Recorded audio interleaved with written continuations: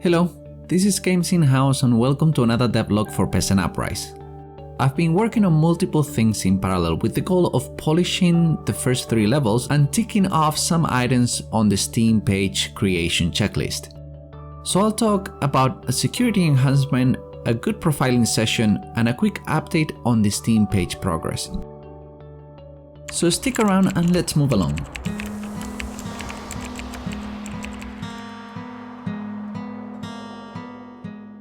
Large games like Peasant Uprise do tend to use and store a lot of more data than small or casual games, and hence you have to sort of build your own data store mechanism.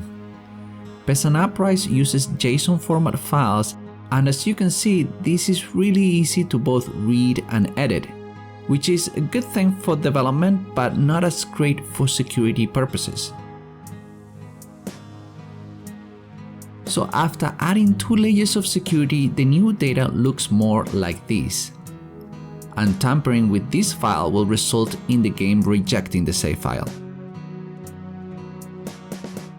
Moving on, one thing that I noticed was that once the peasants transitioned to camp, I was losing about 11 to 12 frames per second. Obviously, there is a lot more happening in terms of AI when you transition to camp, so I wouldn't be surprised about a tiny drop. But one thing that puzzled me was that it didn't matter whether I had 3 peasants or 10, the FPS drop was consistent. So I turned to profiling to understand what was going on. I could see that the player loop was taking 25.5% of the total CPU and almost 1 megabyte of GC allocations. And after drilling down, I was surprised to learn that the problem didn't seem to be related to the work loop or the peasants. Instead, it seemed to be the camera controller. Going down to the next line, there is a find object of type, which is something that I hardly ever use because it's a costly transaction, and when I have to, I normally wrap it up in a getter and cache the results. With this information, I was able to go to the camera controller source code and get to the function itself. And now it's really clear to me what the problem is.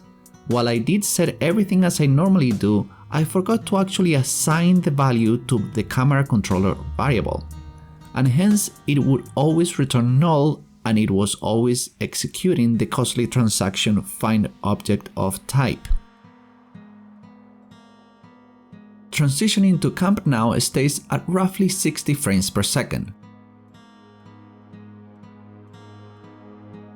And there you have it. Oftentimes we spend hours optimizing geometry and trying to squeeze a single FPS gain, yet it can be something as simple as an oversight like this that can cost me up to 12 frames per second. So it's certainly worth turning to the profiler to understand problems with performance.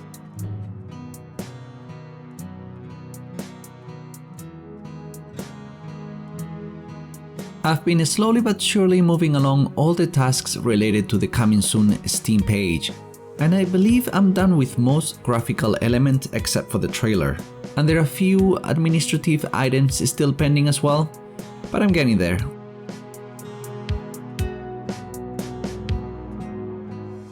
Thanks for sticking around, and please support this project by liking, subscribing and clicking on the bell to receive notifications of future uploads. Thanks.